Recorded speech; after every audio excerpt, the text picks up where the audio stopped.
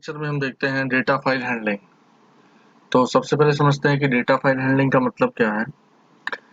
देखिए, अभी तक जो आप प्रोग्राम बनाते हैं तो आप प्रोग्राम बनाते हैं, एग्जीक्यूट करते हैं और डेफिनेटली प्रोग्राम जब रन होगा तो उसमें आप कोई वैल्यू इनपुट करेंगे और प्रोग्राम प्रोसेस करने के बाद कुछ आपको रिजल्ट देगा।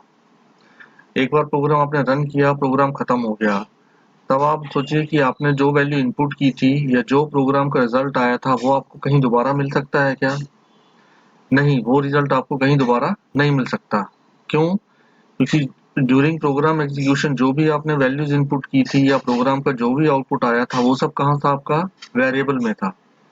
और वेरिएबल की वैल्यू जहाँ जो वेरिएबल जब प्रोग्राम रन होता है तो वेरिएबल में जो भी वैल्यू होगी वो कहाँ स्टोर होती है? रैम में। और प्रोग्राम एग्जीक्यूशन के बाद वो वैल्यू क्या हो जाएंगी? आपकी खत्म हो जाएगी, दोबारा आप उसको रीड नहीं कर सकते। आप अपनी प्रोग्राम फाइल को सेव कर सकते हैं, पर प्रोग्राम में जो रन टाइम पे हम जो भी वैल्यूज इनपुट करते थे और जो भी उसका आउटपुट आता था उसको आपको दोबारा अभी तक जितना हमने पढ़ा उससे आपको वो वैल्यू दोबारा नहीं मिल सकती थी। अब आप सोचिए कि आप यदि कोई प्रोजेक्ट बना रहे हैं, किसी लाइब्रेरी का प्रोजेक्ट है या किसी और चीज का प्रोजेक्ट है, तो उसमें जब आप बुक्स की एंट्री करेंगे, आपने सपोज अभी तक जितना पढ़ा उसके हिसाब से आपने एरे का यूज किया, स्ट्रक्चर का यूज करके आपने लाइब्रेरी के लिए एक प्रोग्राम बनाया। आपने न्यू बुक्स की एंट्री की, न्यू मेंबर्स की एंट्री की, उसके बाद बुक आपने इशू की, बुक रिटर्न की। ये प्रोग्राम बिल्कुल ठीक चल रहा है और आपको बिल्कुल ठीक रिजल्ट देगा। पर जैसे ही ये प्रोग्राम खत्म होगा, वो पूरी वैल्यूज जो भी आपने या वो पूरा डेटा जो भी आपने स्टोर किया था वो अल्टीमेटली कहाँ था? वो चाहे स्ट्रक्चर में हो या एरे में हो, वो था तो वेरिएबल में ही। तो वो आपको दोबारा नहीं मिलेगा। मतलब जैसे ही आप दोबारा प्रोग्राम चलाओगे तो आपको नए सिरे से डेटा फिर से इनपुट करना पड़ेगा। पुराना जो भी डेटा था वो आप दोबारा उसको रिट्रीव नहीं कर सकते। तो डेटा फाइल हैंडलिंग जो है वो इसी चीज का सॉल्यूशन प्रोवाइड करता है। तो डेटा फाइल हैंडलिंग का मतलब ये है कि प्रोग्राम में हम जो भी वैल्यूज इनपुट करते हैं उसको हम परमानेंट भी स्टोर कर सकते हैं। कहाँ पे? हार्ड डिस्क में। और एक बार वो वेरिएबल्स की वैल्यू आपकी हार्ड डिस्क में स्टोर हो गई तो इसका मतलब कि उन वैल्यूज को आप जब चाहे उसको आप दोबारा रीड कर सकते हो, क्योंकि वो वैल्यू क्या है? आपकी परमानेंट स्टोर है। क्योंकि कोई भी वैल्यूज को आपको यदि परमानेंट स्टोर करना है तो आपको उसको सेकेंडरी मेमोरी में ही स्टोर करना पड़ेगा। प्राइमरी मेमोरी में जो भी डेटा होता है वो क्या होता है? आपका टेम्पररी होता है। ठीक है ना? तो हार्ड डिस्क में हम क्या करेंगे? उसको स्टोर करेंगे। और हार्ड डिस्क में अगर आप कोई चीज डेटा स्टोर कर रहे हो तो आप सोच के देखिए, हार्ड डिस्क में जो भी डेटा स्टोर है, चाहे वो किसी भी फॉर्मेट का हो, चाहे आपकी वो इमेजेस हो, ठीक है ना, चाहे आपकी वो क्या हो, इमेजेस हो, सॉन्ग हो, वीडियो हो, ऑडियो हो, या आपकी प्रोग्राम फाइल हो, वर्ड की फाइल हो, एक्सेल की फाइल हो, कोई भी डेटा होगा वो आपका कहाँ किस फॉर्मेट में स्टोर है? फाइल के फॉर्म में। तो आपको हार्ड डिस्क में इवन अपना नाम बनना, मैं अगर आपको बोलूँ कि अपना सिर्फ एक नाम लिख के आप कंप्यूटर में सेव कीजिए, तो भी आपको क्या करना पड़ेगा? नोटपैड या वर्ड आप खोलेंगे, उसमें अपना नाम लिख के क्या करेंगे? सेव करेंगे। और जब सेव करेंगे तो आपको वहां पे एक ना कोई क्या बनानी पड़ेगी? फाइल। तो हार्ड डिस्क में या सेकेंडरी मेमोरी में जो भी डेटा स्टोर है वो किस फॉर्मेट में है? फाइल के फॉर्म में है। तो यहाँ पे हमको भी जब वेरिएबल की वैल्यूज को हार्ड डिस्क में स्टोर करना है तो हमको यहाँ पे भी क्या बनानी पड़ेगी? एक फाइल बनानी पड़ेगी जहाँ पे हम अपनी वैल्यूज को स्टोर करते हैं। और यही वजह है कि इसको हम क्या बोलते हैं? फाइल हैंडलिंग या डेटा फाइल हैंडलिंग। तो जैसे डायग्राम आपको दिख रहा है, इस डायग्राम में देखिए, ये वाला जो पोर्शन है, ये वाला, ये आपने क्या था? अभी तक की प्रोग्रामिंग अप्रोच आपकी ये वाली थी, इतनी बस।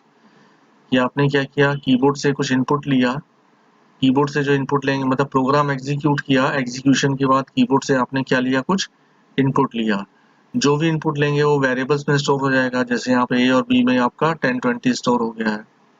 इसके बाद आप कुछ इसको प्रोसेस करेंगे, कुछ रिजल्ट निकालेंगे और रिजल्ट निकालने के बाद आप वापस क्या करेंगे? उसको आउटपुट को प्रिंट करवाएंगे। कहाँ पे? मॉनिटर में। मतलब आपका जो इनपुट आउटपुट ऑपरेशन है वो कहाँ हो रहे हैं? आईओ डिवाइस में हो रहे हैं। मतलब इनपुट आप लेते हैं कीबोर्ड में और आउटपुट कहाँ जाता है? मॉनिटर पे। और जो भी वैल्यू टेम्पररी स्टोर होती है वो आपकी कहाँ स्टोर होती है? प्राइमरी मेमोरी में। ठीक है ना? तो अब हमने जैसे मैंने बता ही दिया कि यहाँ पे जो डेटा आपका स्टोर है ये तो क्या है? टेम्पररी स्टोर होगा, क्योंकि वेरिएबल में की वैल्यू तब तक एग्जिस्ट करेगी जब तक आपका प्रोग्राम रन हो रहा है। एक बार प्रोग्राम आपका रन होके खत्म हो गया तो ये वैल्यूज आपको दोबारा नहीं मिलेंगी। तो अब हमको क्या करना है? प्रोग्राम को यहाँ पे इस पोर्शन में एक्सटेंड करना है। इस पोर्शन में एक्सटेंड करने का मतलब क्या है? इस प्रोग्राम को एक्सटेंड करने का मतलब क्या है कि हम प्रोग्राम में जो वैल्यू वेरिएबल में वैल्यू डालेंगे, इसको हम क्या करेंगे, राइट करेंगे कहाँ पे, फाइल में, ठीक है ना। और एक बार आपने जो भी वैल्यू है वो फाइल में राइट कर दी, तो वो वैल्यूज आपकी क्या होंगी, परमानेंट स्टोर रहेंगी जब तक हम उसको फिजिकली फाइल को रिमूव नहीं करते हैं। तो उन वैल्यूज को जब भी हम चाहें, मतलब उस दिन या दूसरे दिन जब चाहोगे आप उन वैल्यूज को रीड करोगे, क्योंकि तब हम एक्चुअली में वैल्यूज कहाँ से रीड करेंगे, फाइल से। तो यहाँ पे अभी इनपुट और आउटपुट कहाँ हो रहा था आपका, कीबोर्ड और माउस से। और यहाँ पे जब हमारा प्रोग्राम बनेगा तो यहाँ पे हमारा प्रोग्राम का इनपुट कहाँ से आएगा, फाइल से, ठीक है ना।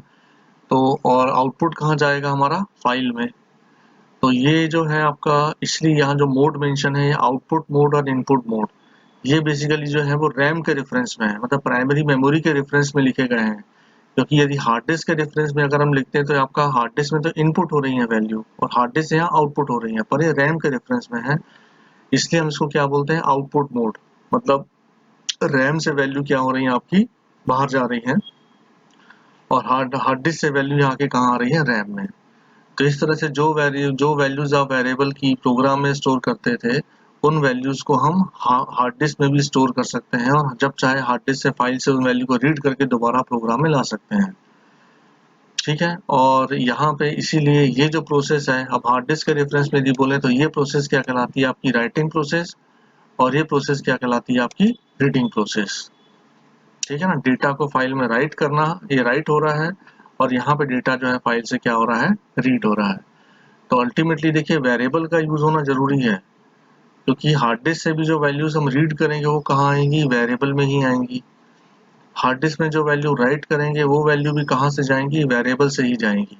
पर यहाँ पे इनपुट आउटपुट का काम कौन करता था, कीबोर्ड और मॉनिटर करता था, पर यहाँ पे इनपुट आउटपुट का काम इस केस में क्या करेगा, आपका फाइल भी करेगी। और इनपुट आउटपुट जैसे कि है कीबोर्ड और माउस में तो हम वैल्यूज को स्टोर कर नहीं सकते, पर हार्ड डिस्क में हम वैल्यू को स्टोर कर सकते हैं। तो ये है आपका क्या, डेटा फाइल हैंडलिंग। अब डेटा फाइल हैंडलिंग में कुछ हमको अपना जो प्रोग्राम है, मतलब कि पहले हम वैल्यू को क्या करेंगे, वेरिएबल में वैल्यू को इनपुट कराएंगे, जैसे कि आप किसी नॉर्मल प्रोग्राम में करवाते ही हैं, मतलब कीबोर्ड से आप वैल्यू इनपुट कराओगे। फिर हमको क्या करना है, इन वेरिएबल की वैल्यू को फाइल में राइट करना है। फिर जब रीडिंग के लिए प्रोग्राम बनेगा तो फाइल से वैल्यू को रीड करके वेरिएबल में डालना है, और इन वैल्यू को आप क्या करना है, हमको मॉनिटर पे प्रिंट कराना है।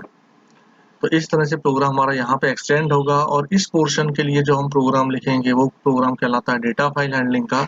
और उसके लिए हमको कुछ एडिशनल इंस्ट्रक्शन या एडिशनल फंक्शन भी यहाँ पे यूज करने पड़ेंगे। तो जैसे कि यहाँ पे हम देखते हैं फाइल, ठीक है ना। तो यहाँ पे जो है आपका जो है इसको हम रहने देते हैं, पहले या अगला देखते हैं ये वाला। तो यहाँ सबसे पहले हमको क्या करना पड़ेगा, फाइल ओपन करना पड़ेगा। तो फाइल ओपन करने के लिए हमको एक क्या करना है, फंक्शन यूज करना है। तो फंक्शन यूज करने की दो मेथड हैं। पहला है ऑफ स्ट्रीम आउट फाइल।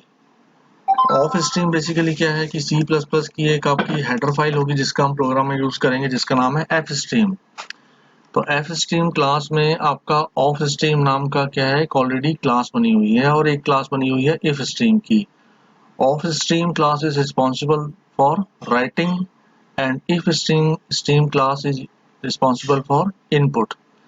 तो ऑफ स्ट्रीम क्लास का हम क्या बनाते हैं, ऑब्जेक्ट सबसे पहले, ठीक है ना। यहाँ पे हमको क्लास बनाने की जरूरत नहीं है, क्लास ऑलरेडी बनी हुई है।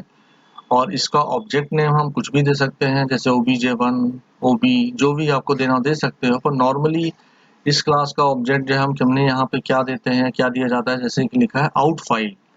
तो आउट फाइल क्या है, इस क्लास के ऑब्जेक्ट का नाम है। ये है इस क्लास का ऑब्जेक्ट,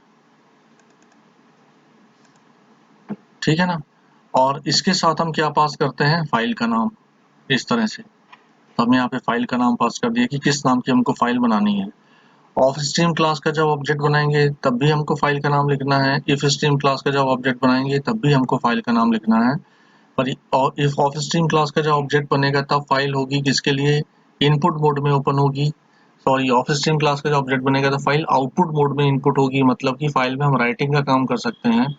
और जब इफ स्ट्रीम क्लास का ऑब्जेक्ट बनाएंगे तो फाइल हमारी क्या होगी, इनपुट मोड में ओपन होगी, मतलब फाइल में हम रीडिंग का काम कर सकते हैं। तो यहाँ पे बेसिकली क्या है, हमने कंस्ट्रक्टर का यूज किया है ना। आप समझ सकते हैं कि क्लास का ऑब्जेक्ट बनाया, साथ में पैरामीटर में क्या पास कर दिया, फाइल का नाम। यहाँ भी हमने क्लास का ऑब्जेक्ट बनाया, साथ में क्या कर दिया, पैरामीटर का नाम, साथ में फाइल का नाम पास कर दिया एज अ पैरामीटर। पर आप यदि चाहें तो यहाँ पे क्या कर सकते हैं, आप यहाँ पे चाहें तो ओपन फंक्शन का भी यूज कर सकते हैं, कुछ इस तरह से। बस इसी कमांड को आप ऐसे भी लिख सकते हैं, ये आपने ऑफ स्ट्रीम क्लास का ऑब्जेक्ट बनाया, आउट फाइल, और फिर out file dot open, open function की हेल्प से, ठीक है ना, out file dot open file name. यहाँ पे भी हमने क्या किया, इफ स्ट्रीम क्लास का ऑब्जेक्ट बनाया है, इन फाइल, और फिर लिखा है in file dot open file name. तो या तो आप ओपन फंक्शन की हेल्प से फाइल ओपन करोगे, या आप डायरेक्टली कंस्ट्रक्टर के थ्रू भी फाइल को ओपन कर सकते हो। तो ये आपका पहला जो है इंस्ट्रक्शन जो है, कौन सा आपका पहला इंस्ट्रक्शन है आपका, किस चीज के लिए, फाइल को ओपन करने के लिए। और इसके अलावा एक बहुत ही इंपॉर्टेंट इंस्ट्रक्शन है आपका ऑब्जेक्ट नेम डॉट क्लोज, ठीक है ना, object name dot close, file को क्लोज करने के लिए।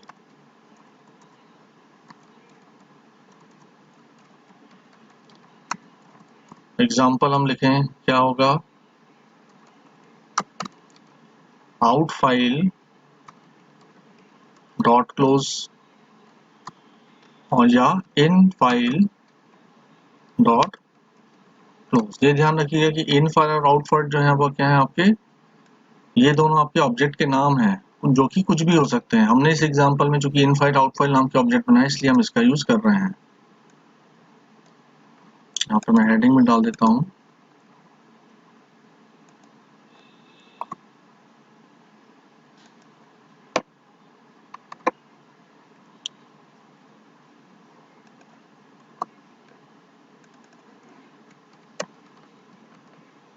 क्लोजिंग फाइल यूजिंग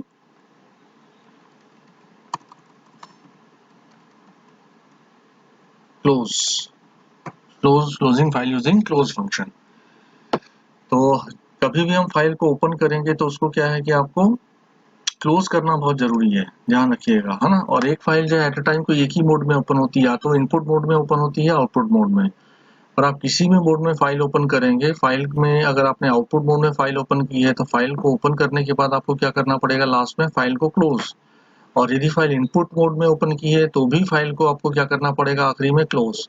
क्योंकि यदि आपने कोई फाइल एक बार ओपन कर दी और प्रोग्राम के एंड में उसको क्लोज नहीं किया, तो फिर नेक्स्ट प्रोग्राम, जैसे आउटपुट फाइल बनाई आपने, राइटिंग का प्रोग्राम लिखा, फाइल को क्लोज नहीं किया, तो जब आप उसको रीडिंग के लिए दोबारा ओपन करेंगे तब वहां पे प्रॉब्लम होगी। क्योंकि आपको मालूम है जैसे कि हम फाइल ऑपरेशन किसी भी फाइल पे तब तक अप्लाई नहीं कर सकते हैं जब तक वो फाइल ओपन है। और इसका सीधा सा एग्जांपल है, जैसे कि आप वर्ड एक्सेल की कोई फाइल ओपन कर लीजिए, उसके बाद आप एक्सप्लोरर में जाके उसी फाइल को डिलीट करने की कोशिश कीजिए, या रीनेम करने की कोशिश करो, या मूव करने की कोशिश करो, तो तुरंत क्या होगा, एक एरर मैसेज आ जाएगा, क्या कि this file is already open. मतलब फाइल जब तक ओपन है तब तक आप फाइल ऑपरेशन उस पर ऊपर अप्लाई नहीं कर सकते हैं। इसलिए फाइल जो है, हर प्रोग्राम के एंड में हमने जो भी फाइल ली है उसको हमको क्लोज करना भी जरूरी है। तो यह है फाइल को ओपन और क्लोज करने के इंस्ट्रक्शन। फाइल का नाम देखिए आपका कुछ भी हो सकता है, बाय डिफॉल्ट वो टेक्स्ट फाइल ही बनती है, एक्सटेंशन आपका कुछ भी हो पर बनेगी वो टेक्स्ट फाइल ही। इसके बाद आते हैं आपके क्या, फाइल के मोड। जब भी हम फाइल ओपन करते हैं, ठीक है ना, जब भी हम फाइल ओपन करेंगे तो यहाँ पे क्या होगा आपका, ये कुछ हम मोड स्पेसिफाई कर सकते हैं। बाय डिफॉल्ट देखिए, यदि आपने आउटपुट फाइल का ऑब्जेक्ट बनाया है, आउट स्ट्रीम का या ऑफ स्ट्रीम क्लास का ऑब्जेक्ट बनाया है, मतलब फाइल क्या होगी, राइटिंग पर्पस के लिए ओपन होगी। यदि हमने इफ स्ट्रीम का ऑब्जेक्ट बनाया है तो फाइल हमारी रीडिंग के लिए ओपन होगी, ठीक है ना। और सोचिए कि आपने ऑफ स्ट्रीम क्लास का ऑब्जेक्ट बनाया, फाइल ओपन की, राइटिंग मोड में ओपन, या आपने कुछ डेटा राइट कर दिया, आपने उस प्रोग्राम को दोबारा चला दिया तो वो फाइल फिर से ओपन हो जाएगी और डेटा को ओवरराइट कर देगी। तो आपको ये भी तो हो सकता है ना कि दोबारा जब हम फाइल ओपन करें तो फाइल को हमको क्या करना है, आगे से राइट करना है, मतलब जितना उसमें डेटा है उसमें आगे डेटा ऐड करना है, तो अपेंड मोड में ओपन करना है। तो इसके लिए हम कई सारे क्या कर सकते हैं, मोड यूज कर सकते हैं, जिनको कि जैसे ये मोड पहले देख लेते हैं, जैसे iOS स्कोप रेजोल्यूशन APP, ये है आपका append to the end of the file, मतलब ऑलरेडी एग्जिस्टिंग फाइल यदि कोई है उसमें आप इस मोड का यूज करेंगे तो फाइल का जो डेटा है वो आगे से ऐड करेगा। फिर है iOS scope resolution 80, go to the end of file for opening. मतलब जब फाइल ओपन होगी तो आपका जो रिकॉर्ड पॉइंटर होगा वो कहाँ जाएगा, रिकॉर्ड पॉइंटर नहीं, आपका फाइल पॉइंटर जो होगा वो कहाँ होगा, एंड ऑफ द फाइल में मिलेगा। iOS स्कोप रेजोल्यूशन बाइनरी, तो फाइल जो है आपकी बाइनरी मोड में ओपन होगी। इन और out, reading only, writing only, तो ये दोनों हमको लिखने की जरूरत नहीं पड़ती है क्योंकि बाय डिफॉल्ट जो है आउट क्लास का ऑब्जेक्ट जो है वो आपका आउटपुट मोड में ही ओपन होता है, मतलब राइटिंग के लिए ओपन होता है। और आपका इफ स्ट्रीम क्लास का ऑब्जेक्ट जो है वह इनपुट मोड में ही ओपन होता है। फिर आता है iOS scope resolution no create, open fails if the file does not exist. मतलब यदि हम किसी फाइल को ओपन कर रहे हैं और वो फाइल ऑलरेडी नहीं है तो वो क्या करेगा, इस फंक्शन को फेल कर देगा, मतलब यहाँ पे एरर शो कर देगा। The open fails if file does not exist. ठीक है ना, तो इसका हम यूज कहाँ कर सकते हैं, रीडिंग के लिए, क्योंकि रीडिंग वाला जब हम बनाएंगे तब वहां पे हम इसका यूज करें तो क्या होगा, आपका ओपन फंक्शन क्या करेगा, इमीडिएट एक एरर मैसेज दे देगा यदि आपकी वो फाइल नहीं है। क्योंकि जब हम किसी क्लास के रीडिंग का प्रोग्राम चलाते हैं तो रीडिंग के प्रोग्राम के लिए क्या होगा, आपका फाइल का एग्जिस्ट होना जरूरी है, क्योंकि फाइल यदि एग्जिस्ट ही नहीं करेगी तो रीड कहाँ करेगा। फिर आता है iOS scope resolution no replace, open fails if files already exist. तो ये उसका अपोजिट है कि यहाँ पे इसका यूज हम कब करते हैं, यदि हम कोई नई फाइल बना रहे हैं, और नई फाइल बना रहे हैं तो सपोज वो क्या है, आपका ऑलरेडी एग्जिस्ट करता है। तो यदि वो ऑलरेडी एग्जिस्ट करती है फाइल तो वो फाइल नहीं बननी चाहिए, तो हम इसका भी यूज कर, इस पैरामीटर का भी यूज कर सकते हैं, जिससे क्या होगा कि फाइल आपकी यदि ऑलरेडी होगी तो वो क्या करेगा, एरर मैसेज दे देगा। फिर है iOS ट्रंक, ट्रंक मतलब कि कोई आपकी ऑलरेडी एग्जिस्टिंग फाइल ओपन होगी और जैसी वो फाइल ओपन होगी तो वो उसके जितने भी कंटेंट ऑलरेडी होंगे उसको डिलीट करके वहां से क्या करेगा, ओवरराइट कर देगा। मतलब फाइल रिप्लेस नहीं होगी, फाइल के कंटेंट जो होंगे वो रिप्लेस होंगे।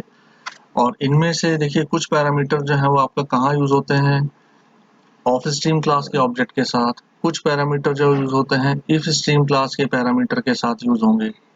ठीक है ना, और कुछ पैरामीटर ऐसे हैं जो दोनों के साथ भी यूज हो सकते हैं। आप पैरामीटर यूज कैसे करना है वो हम यहाँ पे देखते हैं। ये आपका जो सिंटेक्स लिखा हुआ है ये वाला कमांड, इसको आप देखिए ध्यान से। तो ये फाइल डॉट ओपन है ना, हमने क्लास का ऑब्जेक्ट बनाया, फिर लिखा है file dot open example dot bin. ठीक है ना, ये आपकी क्या हो गई, एक फाइल का नाम दे दिया। फिर अभी तक हम यही इतना ही लिखा हमने बताया। तो अब इसके बाद हम कॉमा लगा के क्या कर सकते हैं, iOS स्कोप रेजोल्यूशन आउट, मतलब ये हमने आउट का यूज कर लिया, इस मोड का यूज कर लिया। और एक से ज्यादा मोड यदि ओपन करने हैं या एक से ज्यादा मोड यदि यूज करने हैं तो pipe iOS scope resolution APP, फिर pipe iOS scope resolution binary. तो मल्टीपल हम क्या कर सकते हैं, यहाँ पे मोड का यूज यहाँ पे कर सकते हैं, फाइल को आपको जैसे ओपन करना हो। तो इनिशियली तो हम इन मोड का यूज करेंगे नहीं, क्योंकि हम फाइल को क्रिएट करेंगे और रीड करेंगे, और आगे चल के आप जैसे चाहे जिस मोड का यूज करना चाहें वैसे उस मोड का यूज कर सकते हैं। तो ये एक्चुअली में फाइल ओपन जो हमने फंक्शन बताया है उसी का ही पार्ट है, क्योंकि उसमें आप मोड भी ओपन कर सकते हैं कि फाइल को ओपन तो करना है पर कैसे ओपन करना है। तो उसके लिए आपके क्या है, ये कुछ मोड चलते हैं यहाँ पे। इसके बाद हम यहाँ पे प्रोग्राम देखेंगे। तो प्रोग्राम यहाँ पे 3 तरह के प्रोग्राम हम देखेंगे। पहला प्रोग्राम हम देखेंगे जो है वो आपका इस चीज के लिए, फाइल में एक एक वर्ड को राइट करना। ठीक है ना, कि आपने एक कोई वर्ड लिखा, उसने फाइल को राइट कर दिया।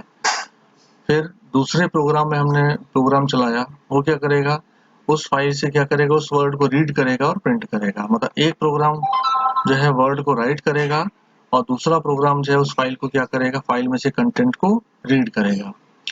फिर हम देखेंगे मल्टीपल फाइल जो है, मल्टीपल जो वर्ड है उनको कैसे राइट करेंगे। मतलब एक फाइल हम एक से ज्यादा कंटेंट को क्या करेंगे, एक एक करके वर्ड्स को राइट करेंगे और उन पूरे जो जितने वर्ड राइट हुए उनको हम क्या करेंगे, रीड करेंगे। फिर हम देखेंगे स्ट्रीम ऑफ कैरेक्टर्स को कैसे राइट करते हैं। मतलब एक पैराग्राफ कि आप टाइप करते जाए और वो सीधा जो है वो कहाँ राइट होता जाए, फाइल में राइट होता जाए। तो स्ट्रीम को कैसे राइट करते हैं वो देखेंगे। और इसके बाद हम लास्ट में आएंगे कि आप इसमें रिकॉर्ड्स को कैसे एंटर कर सकते हैं। ठीक है ना, क्योंकि अगर आप C++ में कोई प्रोजेक्ट बनाओगे तो आपको उसकी जरूरत पड़ेगी। इस स्ट्रक्चर के थ्रू हम पूरे के पूरे एक रिकॉर्ड को कैसे राइट कर सकते हैं और पूरे रिकॉर्ड को हम कैसे क्या कर सकते हैं, रीड कर सकते हैं। ठीक है ना। तो ये इंट्रोडक्शन मैंने इसका दे दिया है। इसके अलावा 3 मैंने बताई है मेथड हमने फाइल राइटिंग के लिए। एक है वर्ड की, दूसरी है स्ट्रीम की और तीसरी है आपकी रिकॉर्ड की। तो तीनों के हम प्रोग्राम देखेंगे और उस प्रोग्राम में जब हम देखेंगे कुछ और जो नए कमांड आएंगे तो उन प्रोग्राम में साथ साथ उसको क्या करेंगे, देखते चलेंगे।